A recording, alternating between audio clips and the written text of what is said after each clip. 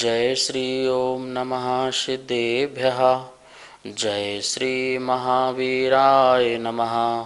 जय श्री परम्पराचार्य गुरुवे नमः। जय श्री उमा स्वामी गुरुवे नमः। जय श्री शांति सागर गुरुवे नमः। जय श्री विद्यानंद गुरुवे नमः। मोक्षमार्गस्य नेतारं भेत्तारं कर्मभूभृतां ज्ञातारं विश्वतत्त्वानां वन्दे तद्गुणलब्धये। मङ्गलं भगवान् वीरो मङ्गलं गौतमो गणी मङ्गलं कुन्दकुन्दार्यो जैनधर्मोऽस्तु मङ्गलम्। हम सभी लोगों ने यहाँ पर एक इंद्री और दो इंद्री कौन कौन से होते हैं, इस प्रकार से यहाँ पर अपन ने 5 इंद्रियों का वर्णन पढ़ा। अब आचार्य भगवान जो समनस और अमनस इस सूत्र दिया था, तो उसमें संगी कौन और असंगी कौन, क्योंकि इनको संगी और असंगी भी कहते हैं।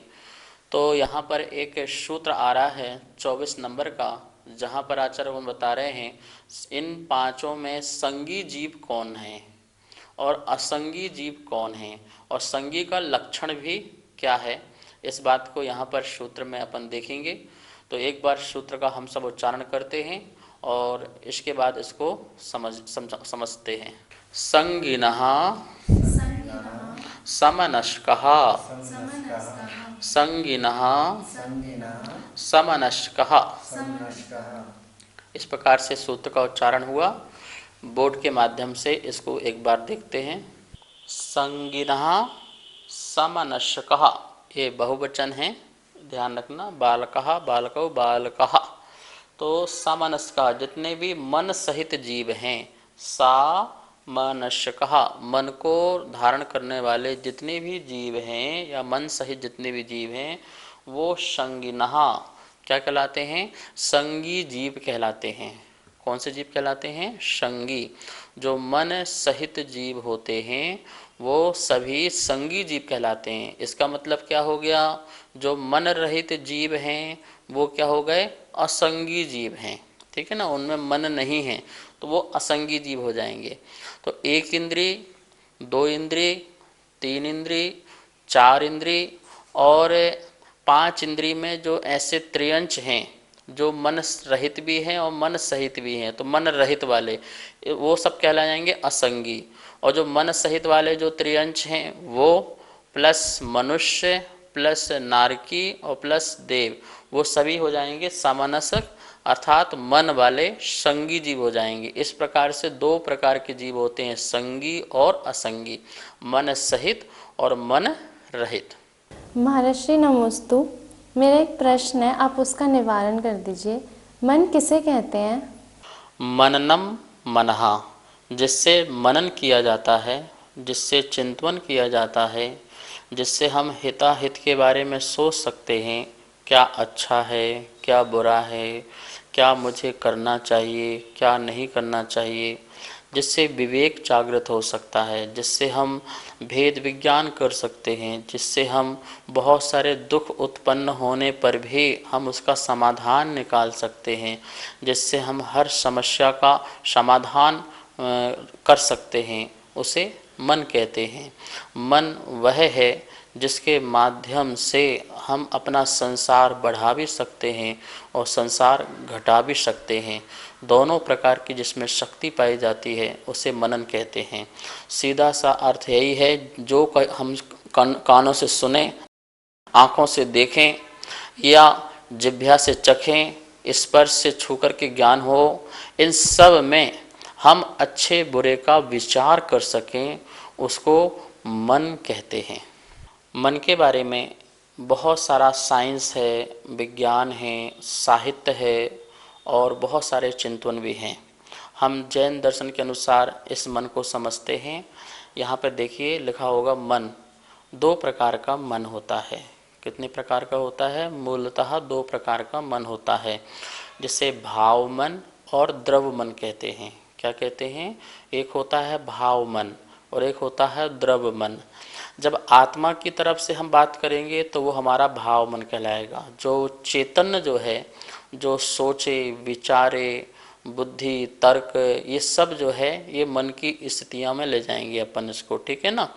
और लेकिन इस सोच विचार चिंतन में जो कारण बने, जो निमित्त बने, उसे हम कहते हैं द्रव्य मन।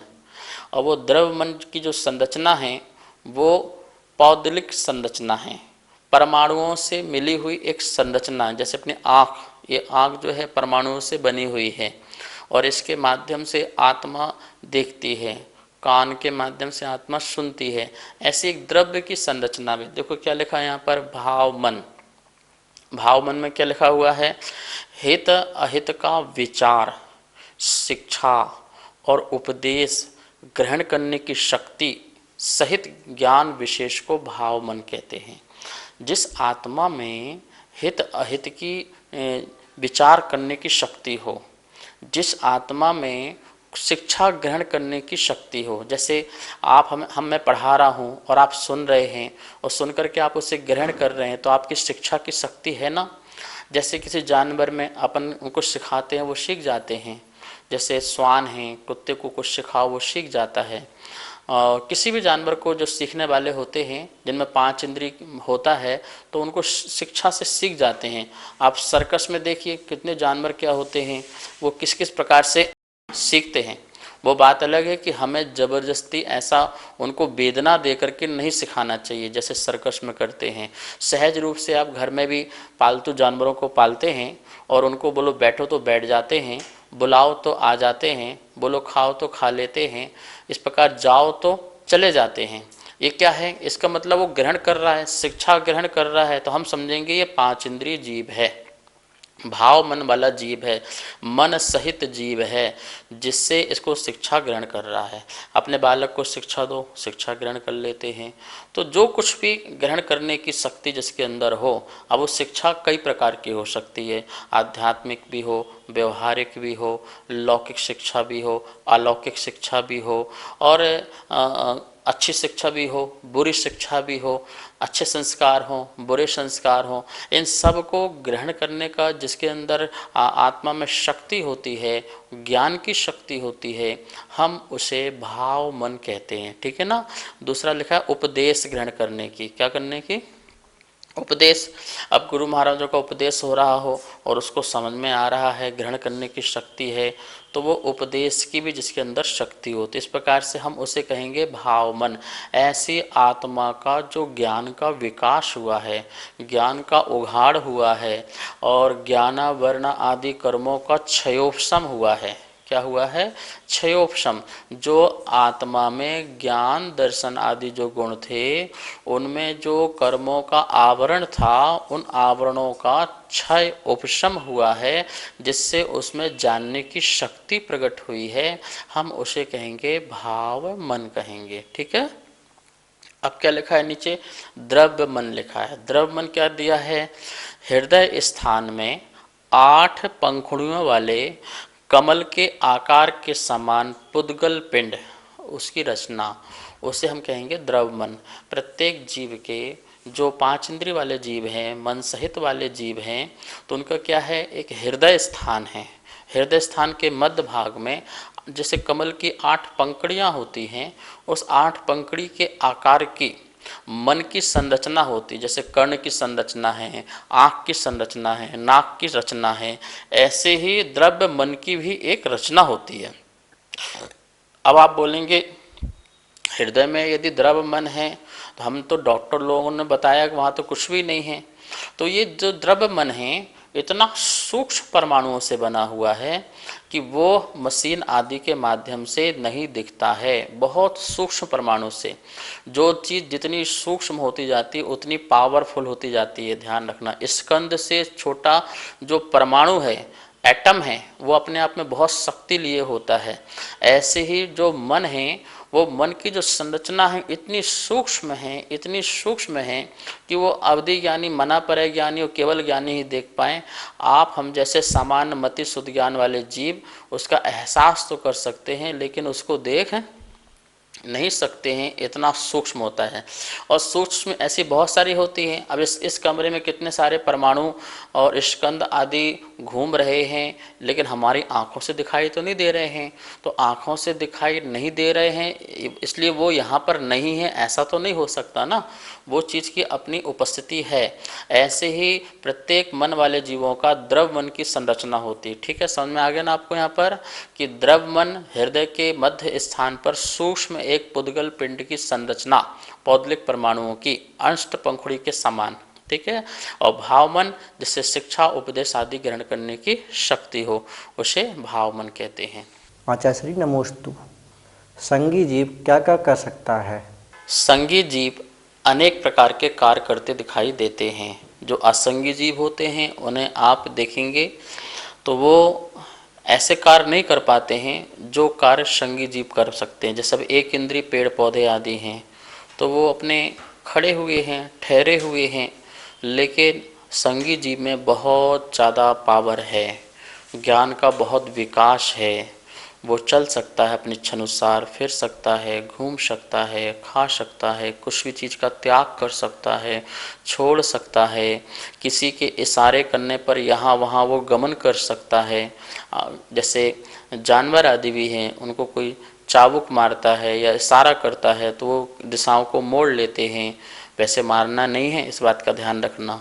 तो इस प्रकार से वो जो इस इशारे से यहाँ वहाँ मुड़ जाएं, अपने सारे संकेत समझ जाएं, तो वो अनेक प्रकार के कार्य कर सकता है। उपदेश आदि को ग्रहण करने की शक्ति हो। सबसे बड़ी बात है संगी जीव जो जिसका नाम रखा हुआ है और नाम रखने पर वो नाम बोलने पर आ जाए, बुलाने पर वो अपनी बात को माने, तो वैसे संगी जीवों की व्यवस्थाएं हैं। बाकी आप किसी और चीज़ को देखिए, अब चींटी यहाँ जा रही हो और तुम बोलो चींटी बहन यहाँ पर आओ, तो वो नहीं आ सकती ना। उसका नाम भी रख दो, चलो आपने चींटी का चंपा नाम रख दिया, चंपा यहाँ आ जाओ, तो क्या वो आ जाएगी? नहीं आएगी, असंगी है। पहली बात मन रहित है और कर्ण रहित भी है, तो उसको सुनाई भी कुछ नहीं देगा। चलो जिसको सुनाई दे भी रहा हो, जैसे क्या बोलते कोई जीव है, तो वो आपको ऐसे देखना है कि जो कुछ करने में सक्षम हो, वो सब संगी जीव हैं। देखो मैंने दो चार बातें लिखी हैं, आपको बता रहा हूँ। हित का ग्रहण और अहित का त्याग ये संगी जीव कर सकता है। हित का ग्रहण कर सकता है और अहित का त्याग कर सकता है। इच्छा पूर्वक हाथ पैर आदि चलाने की क्रियाएं कर सकता है संगी जीव। वचन अथवा चाबुक आदि के द्वारा उपदेश ग्रहण कर सकता है। चाबुक मतलब बच्चे को डांटो, फटकारो, थोड़ा सा आँख दिखाओ, तो वो शिक्षा आदि भी ग्रहण कर सकता है। जो श्लोक पाठ आदि कर सकता है, जो आगम को पढ़ सकता है, जो शास्त्र आदि को समझ सकता है, और इस प्रकार से अनेक प्रकार के कार्य जो कर सकता है वो संगी जीव भी कर सकता है। अब आप अपने में लगा लीजिए कि आप क्या क्या कर सकते हो। तो आप सब लोगों को भी अपना संगीपना होने का हमें अपना प्रमाण देना चाहिए। क्या प्रमाण देना चाहिए? जैसे आप टीवी के सामने बैठ के सुन रहे हैं, इसको अपने जीवन में उतारो, अपना अध्यात्म प्रकट करो, अपने जीवन में कैसे शांति हो, कैसे आनंद हो, हमारी कषाएं कैसे शांत हो जाएं, राग द्वेष मोह माया मद आदि से मैं मुक्त हो जाऊं, क्रोध मान माया लोभ को मैं घटाऊं, ऐसा चिंतन करूं, मैं सामायिक करूं, कायोत्सर्ग करूं, प्रतिक्रमण करूं, आलोचना करूं, मेरे आत्मा का उत्थान कैसे हो, विकास कैसे हो। अनेक प्रकार के हमें ऐसे उपक्रम करना चाहिए जिससे हमारा संगीपना होना सार्थक हो सके। हमने महापुरुषार्थ करके बहुत पुरुषार्थ किया होगा जब हमें पंचेंद्रिय मन सहित यह अवस्था प्राप्त हुई है, जिसके माध्यम से हमारा आत्मा का जो ज्ञान है यह इतने रूप में प्रकट हुआ है। ठीक है ना, ऐसा निमित्त संबंध है। आत्मा की शक्ति का प्रकट होना और मन का मिलना, अथवा मन का मिलना और आत्मा की शक्ति का प्रकट होना, दोनों अपने आप में एक निमित्त नैमित्तिक संबंध हैं। हम सब इस साधन का उपयोग करें। हमें द्रव्य मन मिला है, इस साधन है ये, इस साधन से अपना जो भाव मन है उसको और उज्जवल बनाएं, विशुद्धि प्रकट करें, पूजा पाठ करें। क्योंकि आप पढ़ सकते हो, आप संगी हो, पढ़ सकते हो। कुछ ऐसे संगी भी हैं जो पढ़ नहीं सकते हैं। अब गाय आदि जो हैं वो संगी तो हैं पर वो देख के पढ़ नहीं सकते हैं, ठीक है ना। तो आप पढ़ भी सकते हो, आप लिख भी सकते हो, आप अपने जीवन को अच्छा सा अच्छा बना सकते हो, आत्मा को परमात्मा भी बनाया जा सकता है। जितने तीर्थंकर हुए हैं, जितने सिद्ध हुए हैं, वो इसी संगीपना, इस मन का सदुपयोग करके शुद्ध ज्ञान के बल से भेद विज्ञान किया है। शुद्ध ज्ञान के बल से सोचिए, और शुद्ध ज्ञान के बल से भेद विज्ञान पूर्वक वीतराग परिणाम को प्रकट करके समस्त कर्मों की निजरा कर वह सदा सदा के लिए परम आनंद को, सुख को प्राप्त हुए हैं। तो हमें भी इस प्रकार का पुरुषार्थ करना चाहिए। हम सब संगी हैं, इस बात का हमें ध्यान रखते हुए यह कार्य करना चाहिए। आचार्य श्री नमोस्तु, केवली भगवान संगी हैं या असंगी? केवली भगवान संगी हैं या असंगी हैं? वैसे तो उनकी संरचना मन सहित जीव की है, क्योंकि पांच इंद्रिय जीव ही जो है वो आगे इस प्रकार का विकास कर सकता है।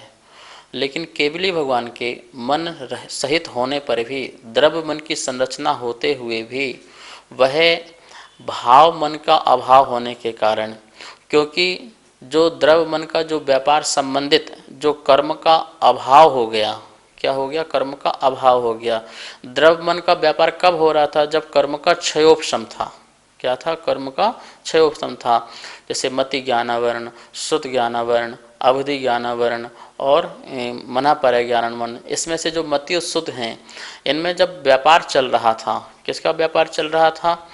द्रव्य मन का, उस कर्म के क्षयोपशम से। अब वो कर्म ही हट गया, वो मति ज्ञानावरण कर्म ही नहीं रहा, शुद्ध ज्ञानावरण कर्म ही नहीं रहा, यहाँ तक कि अवधि मनापर और मनापर्यावरण जो कर्म था, उस कर्म का क्या हो गया? अभाव हो गया। तो अभाव हो जाने के कारण जो केवली भगवान हैं, अब वो ना संगी हैं और ना असंगी हैं, ठीक है ना। क्योंकि अब उनका डायरेक्ट आत्मा से ज्ञान हो रहा है, अब उन्हें द्रव्य मन की कोई आवश्यकता नहीं है। द्रव्य मन संबंधी जो भी व्यापार था ज्ञान का, वो समाप्त हो गया है, और अब उन्हें केवल ज्ञान की प्राप्ति हो गई है। समस्त कर्म का अभाव हो चुका है, ज्ञानावरणी आदि का। तो जिसके कारण वह केवल ज्ञान को प्राप्त हो गए, अब उन्हें द्रव्य मन की कोई जरूरत नहीं। यद्यपि उनके अभी द्रव्य मन की संरचना है, लेकिन द्रव्य मन तो तभी होगा ना जब वो भाव मन से काम हो। भाव मन की उनकी आवश्यकता रह नहीं गई। तो जब तक छद्मस्त काल रहते हैं, तब तक हमारा भाव मन कार्य करता है, और जब हम उत्साहिक अवस्था प्रकट हो जाती है तो भाव मन की जरूरत नहीं पड़ती है। तो इस प्रकार से जो केवली भगवान हैं, असंगी तो थे ही नहीं, और जब संगीपना का जो कार्य था वो भी उनका अब समाप्त हो गया है। इसलिए ना वो संगी हैं और ना ही असंगी हैं। इस प्रकार से अपन ने 24 नंबर का सूत्र देखा, संगिनः समनस्कः, जो मन सहित हैं वो संगी जीव कहलाते हैं। इस सूत्र में एक व्यवस्थापन को और समझनी है कि संगिनः मात्र कहने से काम चल सकता था, यहाँ सामनस्कः क्यों शब्द जोड़ा? क्योंकि सामनस शब्द पहले आ चुका है, जो अपन ने सूत्र पढ़ा था, समनस्कः मनस्कः, जो मन सहित और मन रहित दो प्रकार के जीव अपन ने पढ़े थे। पर यहाँ पर तो संज्ञा के साथ समनस शब्द क्यों जोड़ा गया है? वो इसलिए जोड़ा गया है क्योंकि संगी जो शब्द है वो अनेक स्थानों पर उपयोग होता है। जैसे एक संज्ञा शब्द है, अपन नाउन में यूज करते हैं, किसी का नाम रखने में, किसी व्यक्ति का नाम या किसी वस्तु का नाम रखने में संज्ञा शब्द का उपयोग करते हैं। तो कोई ऐसा न ले कि नाम वाला कोई जीव नहीं, मन सहित जीव को संगी कहा, इसलिए यहाँ पर संज्ञा शब्द सूत्र के साथ सामनस के साथ जोड़ा गया है। संज्ञा शब्द को और भी जगह यूज करते हैं। संज्ञा मतलब होता है सम्यक ज्ञान, तो सम्यक ज्ञान को भी संज्ञा कहते हैं। तो जो सम्यक ज्ञान वाले हैं वही मन सहित जीव हैं, ऐसा अर्थ निकल सकता है। इसलिए यहाँ पर ये संज्ञा के साथ सामनस जोड़ा है कि नहीं, जो भी जीव हैं जो मन सहित हैं वो सब संज्ञा वाले जीव हैं। मिथ्या दृष्टि भी हो सकता है, वो भी सामनस हो सकता है, सम्यक ज्ञानी है वो भी सामनस हो सकता है। और एक बात और है, संज्ञा 4 प्रकार की भी होती हैं, आहार संज्ञा, भय संज्ञा, मैथुन संज्ञा, परिग्रह संज्ञा। ये 4 प्रकार की संज्ञाएं जीव में पाई जाती हैं, संसारी जीव में। तो कहीं वो उसके लिए सामनस का उपयोग ना हो जाए, उसको भी अपन संगी मानने लग जाए, तो आचार्य भगवान ने इसलिए यहाँ पर सामनस जो शब्द है वो संगी शब्द के साथ जोड़ा है। ठीक है ना।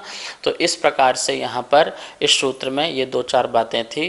तो अपन ने इस सूत्र को समझा और समझ करके इसका अपन चिंतन मंथन करें कि हम मन सहित संगी जीव हैं और मन सहित जीव वाला जो जीव है सुंदर मनन करे, चिंतन करे और अपना आध्यात्म लाभ ले, अपने जीवन को सुंदर बनाए, स्वस्थ बनाए, व्यवस्थित बनाए और अपनी आत्मा को सुरक्षित कर सके।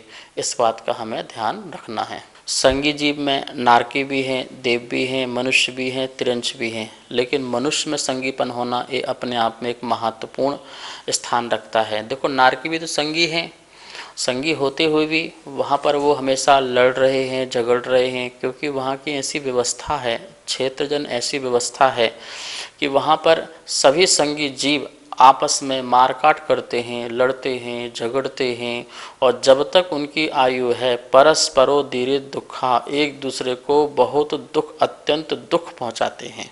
ठीक है ना। तो संगी होते हुए भी क्या काम का वो संगीपना जिससे हम अपना आत्म कल्याण ना कर सकें। ठीक है, वहाँ भी सम्यक दर्शन हो जाता है जिनको पूर्व भाव के संस्कार आदि हैं, देशलब्धि पूर्व भाव में मिली हुई है, लेकिन फिर भी वो कार्य तो वैसे ही करते रहते हैं जैसे अन्य नारकी मिथ्या दृष्टि करते हैं। देव पर्याय में देखिए संगीपना है, पर वो संगीपना होते हुए भी अपने भोगों को नहीं छोड़ पा सकते, अपने संयम को धारण नहीं कर सकते। विचार तो है, चिंतन में तो है कि मैं ये सब छोड़ दूं, सम्यक दृष्टि के मन में वहाँ चिंतन है कि मैं छोड़ दूं, पर वो छोड़ नहीं सकते हैं। ठीक है ना। और जो मिथ्या दृष्टि देव आदि हैं तो उनको ऐसा लगता है कि हमें ये चीज़ मिली हुई है, तो वो भोग काल में ही ज़्यादा समय बिताते हैं, घूमना फिरना। तो इस प्रकार से संगीपना वहाँ भी है, पर वह आत्मकल्याण नहीं कर पा रहे, मुनि नहीं बन सकते हैं, दीक्षा नहीं ले सकते हैं, महाव्रती नहीं हो सकते हैं। तो इस प्रकार से संगीपना तो वहाँ भी है।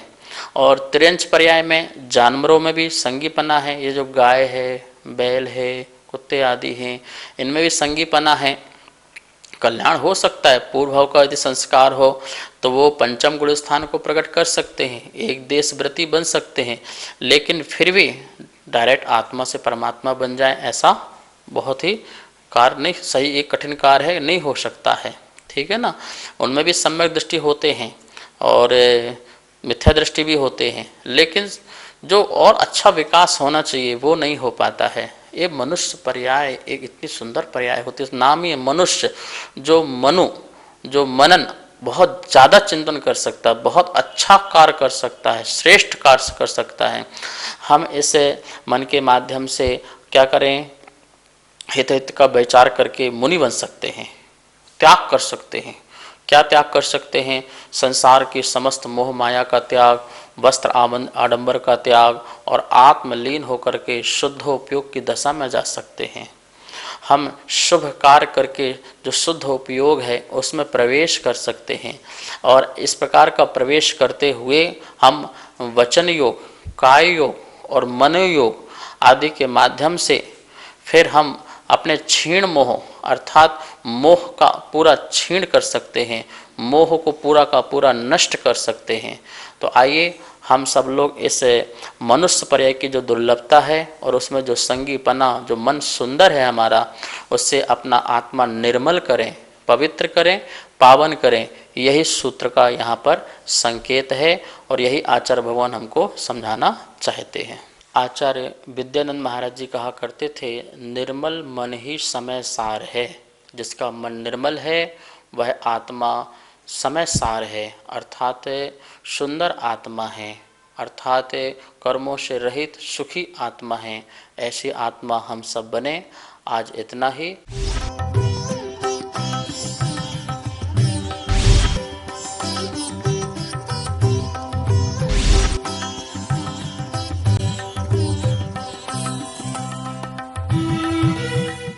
विमला जैन, कनवा, डूंगरगढ़, राजस्थान। आपकी शंका है, क्या 1.25 लाख नमोकार महामंत्र पढ़ने से तीर्थंकर प्रगति का बंध बनता है? देखिए, जो योगेंद्र देव द्वारा एक ग्रंथ लिखा गया है और उसमें यह बात लिखी गई है, प्राकृत ग्रंथ है और उसमें बात लिखी गई है कि नमोकार मंत्र की 1.25 लाख माला करने से तीर्थंकर प्रगति का बंध बांधा जाता है, बनता है। यह ग्रंथ में आया है। मात्र यहाँ पर यह है कि तीर्थंकर प्रगति का बंध किससे होता है? अरहत भक्ति से, सिद्ध भक्ति से, आचार भक्ति से, बहुश्रुत भक्ति से, साधु भक्ति से। तो नमोकार मंत्र में पंच परमिष्टि है कि नहीं है ना? तो दर्शन शुद्धि पूर्वक पंच परमिष्टि की जो भक्ति करता है तो उसका तीर्थंकर प्रगति का बंध बनता है। यदि केवली शुद्ध केवली तीर्थंकर का पाद मूल में यह भक्ति होती है तो तीर्थंकर प्रगति का बंध बनता है। श्रीमती रेणु पंसारी, अशोकनगर, आपका प्रश्न है कि हमारे घर में मनी प्लांट का पेड़ जो है बहुत बढ़ गया है, तो क्या उसे हम कटिंग कर सकते हैं? देखिए, एलक, छुल्लक, मुनि और आरिका ये कृत कारित अनुमोदना से भी यह कार्य नहीं कर सकते हैं। और जो ग्रस्त है उस ग्रस्त का त्रस हिंसा का त्याग है, और त्रस हिंसा का उसे संकल्प पूर्वक किसी प्रकार का हनन नहीं करना चाहिए। ग्रस्त संबंधी जो आरंभ सारम है उसका जो एक इंद्रिय आदि का त्याग नहीं है, उसको ध्यान में रखते हुए ज़्यादा हमारी आरंभ सारम ना हो, उसको वो ध्यान में रखते हुए आप अपनी भूमिका के अनुसार जो कार्य है कार्य करें। पेड़ को जड़ से ना उखाड़ें, बाकी जो कार्य आपकी भूमिका में है उसे आप कर सकते हैं। कल्पना कडम्बले, आनंद, कर्नाटक, आपका प्रश्न है कि बाहुबली और अनंतवीर का जो मोक्ष है वो किस काल में हुआ?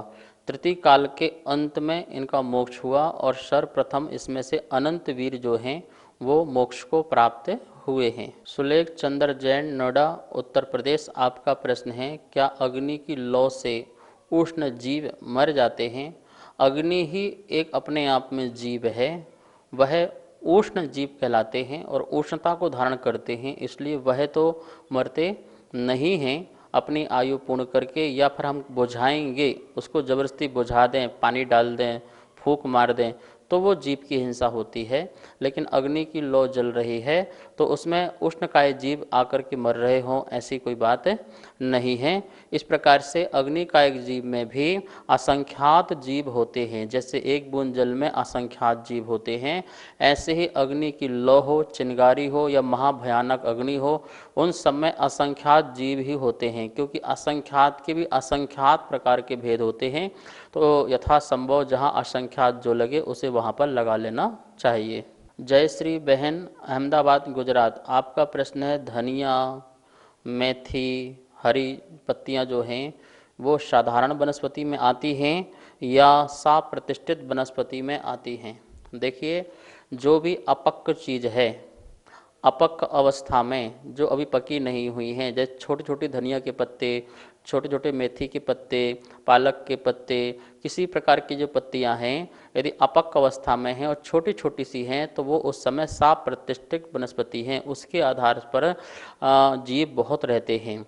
लेकिन वो साधारण नहीं हैं। साधारण तो वह हैं जिनका एक ही शरीर के अनंत जीव मालिक हों, वो साधारण वनस्पति हैं, पर उस समय वो साधारण नहीं है, साप प्रतिष्ठित हैं। एक के आधार पर अनंत जीव रहें लेकिन सबका शरीर भिन्न भिन्न रहे, वो साप प्रतिष्ठित वनस्पति है। इसलिए जब धनिया जो है पत्ते बड़े हो जाएं, मेथी के पत्ते बड़े हो जाएं, पालक के पत्ते बड़े हो जाएं, बथुआ के पत्ते बड़े हो जाएं, बड़े होने का मतलब है उसमें रेशा आ जाए। जब तक रेशा नहीं आता है, आप देखिए जब पान का पत्ता है उसमें रेशे नहीं आए तो वो योग्य नहीं है, खाने योग्य नहीं है। ऐसे धनिया के पत्ते में यदि रेशे नहीं आए, मेथी के पत्ते में, पालक के पत्ते में रेशे नहीं आए, जिस प्रकार से तोरई है, तोरई में भी यदि रेशे नहीं आए तो वो ग्रहण करने योग्य उस समय नहीं है, उस समय वो साप प्रतिष्ठित वनस्पति कहलाती है। अर्थात एक शरीर के आश्रय से अनंत शरीरधारी जीव उसमें रहते हैं। तो इस प्रकार से इन दोनों में ये फर्क इस बात का जानना। इसलिए अपक्व अवस्था में, कच्चे अवस्था में, अर्थात छोटे छोटे अवस्थाओं में उनको हमें ग्रहण नहीं करना है। देखिए, साधारण वनस्पति और साप प्रतिष्ठित वनस्पति में क्या अंतर है? साधारण वनस्पति वह है जिसका एक शरीर के अनंत जीव मालिक होते हैं, उसे साधारण वनस्पति कहते हैं। जैसे आलू है, उसमें जितने अनंत जीव हैं उसके मालिक एक शरीर के सभी हैं, इसलिए एक मरते हैं सभी मरते हैं, एक पैदा होते हैं तो बहुत सारे पैदा होते हैं, एक सांस लेते सभी सांस लेते हैं। तो इस प्रकार से उनका जीवन एक साथ चलता है, ठीक है ना। जो लोग जीवन में कसम खाते हैं ना, हम आप एक साथ रहेंगे, मुझे जन्म जन्म में आपका साथ मिले, और मेरा जो पति है वो 7 जन्म मुझे साथ मिले, मेरा परिवार मुझे मिलता रहे, इस प्रकार से जो साथ रहने की कसम खाते हैं वो लोग ही ऐसे साधारण वनस्पति में एक इंद्री में जीव पैदा हो जाते हैं, जहाँ पर वो साथ जन्म मरण करते रहते हैं अनंत काल, ठीक है ना। इसलिए वो साधारण वनस्पति है। लेकिन साप प्रतिष्ठित वनस्पति ऐसा नहीं है। साप प्रतिष्ठित वनस्पति वह है जहाँ एक शरीर के आधार से अनंत जीव तो रहें, पर सबके शरीर अपने भिन्न भिन्न रहें, वो सबका शरीर भिन्न भिन्न है। इस प्रकार से वो साप प्रतिष्ठित वनस्पति कहलाती है। और कुछ साप प्रतिष्ठित वनस्पति जो हैं सदा ही साप प्रतिष्ठित रहती हैं, वो कभी भी अप्रतिष्ठित नहीं होती हैं। लेकिन कुछ वनस्पतियां ऐसी हैं जो परिपक्व हो जाने के बाद साप प्रतिष्ठित से अप्रतिष्ठित हो जाती हैं, अर्थात उसमें सिर्फ एक ही जीव आश्रित रहता है, एक ही जीव बचता है। जैसे एप्पल है और अनार है, ये सभी जितनी भी वस्तु अपन लोग खाने योग्य भक्ष्य वस्तुएं हैं वो क्या होती हैं, उसमें सिर्फ एक ही जीव रह जाता है, बाकी जीव अपने अपने आयु पूर्ण करके चले जाते हैं। तो वो साप प्रतिष्ठित से अप्रतिष्ठित वनस्पति बन जाती है। लेकिन कुछ ऐसी वनस्पतियां हैं जो साप प्रतिष्ठित ही रहती हैं, उसके आश्रय जीव जो हैं वो सदा रहते हैं, इसलिए उसको खाने योग्य नहीं है। इस बात का हमें ध्यान रखना है। उषा वेद जयपुर, आपका शंका है कि गुरुदेव कोई व्यक्ति दूसरा व्यक्ति परेशान करता है तो हम दुखी होते हैं, तो उस दुख से दूर होने का उपाय क्या है। देखिए, पहली बात तो हमें ये मिथ्या मान्यता निकालना है मन से कि हमें कोई परेशान करता है। यही तो संसार में मिथ्या भ्रम बुद्धि जो है हमारी अनंत काल से चली आ रही है। जगत में हमें कोई दुखी नहीं करता है और जगत में ना ही हमें कोई सुखी करता है। हम ही अपनी झूठी कल्पना से और अपने ही राग द्वेष मोह के कारण दुखी और सुखी होते हैं। जहाँ जिस पर हमको राग होता है उसके प्रति हम सुखी हो जाते हैं, और जहाँ हमें किसी के प्रति द्वेष प्रकट होता है तो वहाँ पर हम क्या होते हैं, दुखी हो जाते हैं।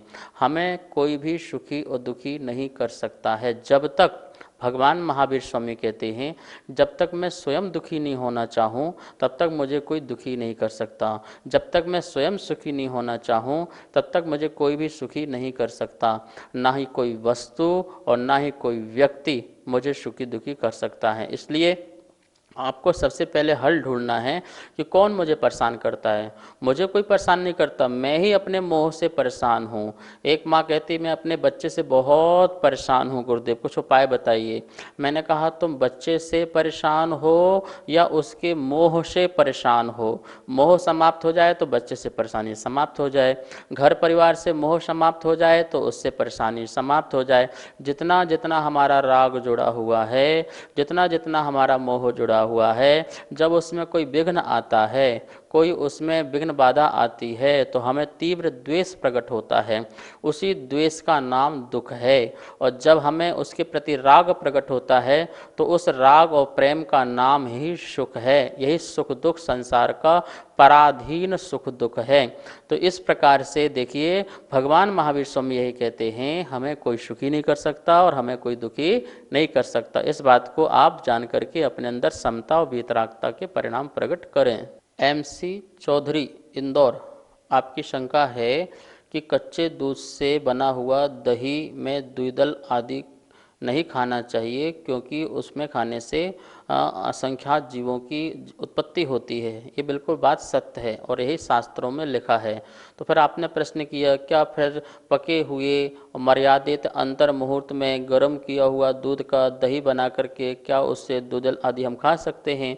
तो देखो, आचार्य लोग एक पक्ष का कथन करते हैं, दूसरा पक्ष हमको समझ ही जाना चाहिए। जब आचार्य कहते हैं कि रात्रि में भोजन नहीं करना चाहिए, इसका मतलब क्या होता है, दिन में भोजन करना चाहिए। और जब आचार्य भगवान कहते हैं दिन में भोजन करना चाहिए, इसका मतलब रात्रि भोजन नहीं करना चाहिए। जब आचार्यों ने कहा है कि कच्चे दूध से बना हुआ जो दही छाछ आदि है उसमें द्विदल वाले जो पदार्थ होते हैं उसको मिला के नहीं खाएं, क्योंकि स्लाइवा के माध्यम से उसमें जीव बहुत पड़ जाते हैं। तो इसका मतलब है 48 मिनट के अंदर जो दूध छान करके गर्म किया गया हो उससे बना हुआ जो दूध है, दही है, वो 24 मिनट की, जो 24 घंटे की मर्यादा वाला दही हो जाता है। यदि उसके साथ आप खाते पीते हैं तो आचार्यों के कथन अनुसार, क्योंकि बहुत जगह प्रसंग में यही मिला हुआ है, उससे फिर किसी प्रकार का दोष नहीं लगता है, ऐसा आचार्यों का कथन है। कहीं भी ये नहीं लिखा है कि पके दूध से ना खाएं, हर जगह यही लिखा है कि कच्चे दूध से बने हुए पदार्थ में बेदल का दोष जरूर लगता है। जावाणी के ज्ञान से सूझे लोकालोक, शोवाणी मस्तक धरो सदा देत हो धोख, हे जिन वाणी भारती तो हे जपो दिन रेन, जो तेरा सर ना धरे सो पावे सुख चैन। सभी को बहुत बहुत मंगल आशीर्वाद।